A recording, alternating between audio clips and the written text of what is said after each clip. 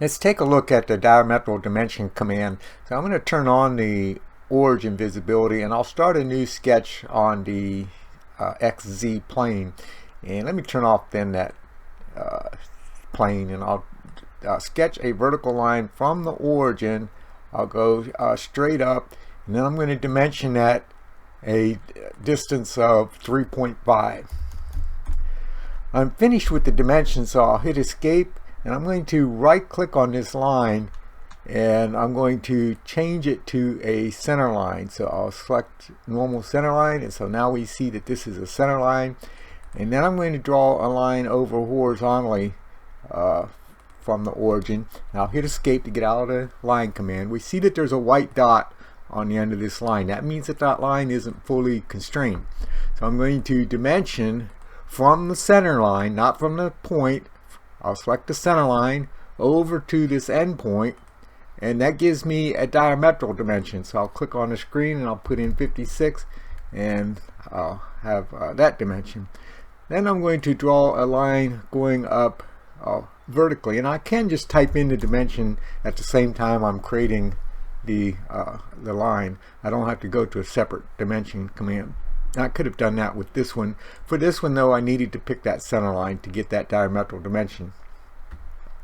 I'm then going to draw a line over from this point over horizontally to about here, and then I'm going to click and drag. I'm holding the mouse button down, and notice it changes to an arc. Instead of, I'm still in the line command, but by holding the mouse button down I get an arc.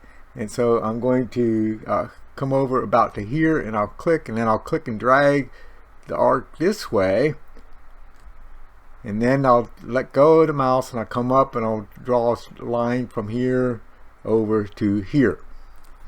I want to make sure that this line is horizontal, and so I'll do horizontal vertical constraint. I'll select that line, and so now I have that line as horizontal. And I want to make sure that this arc is tangent to this line. See, I see that there's a tangent between this arc and this arc. There's a tangent here. I'll do tangent between this arc and this line, and now I see that that's tangent. And then I'm going to dimension this distance as 6 millimeters.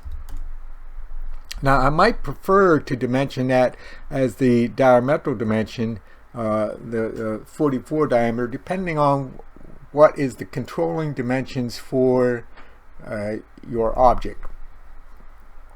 I'll then dimension this radius, and I'm going to dimension that as 3.5, and I'm going to dimension this radius,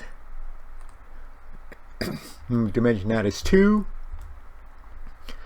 Right? And then I need to locate either this circle or this distance from here to here. So I see that this geometry is blue. It hasn't turned black like the rest of this geometry. So if I drag this, we can see that this can still move around. So I need to locate the center of this hole. So as I drag this back and forth, looking at the original model, I'm going to assume that the design intent is for this point to be straight up with this line.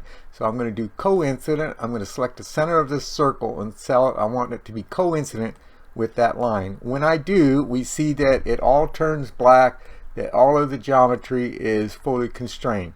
So we'll get this far, and then we'll continue on with the design.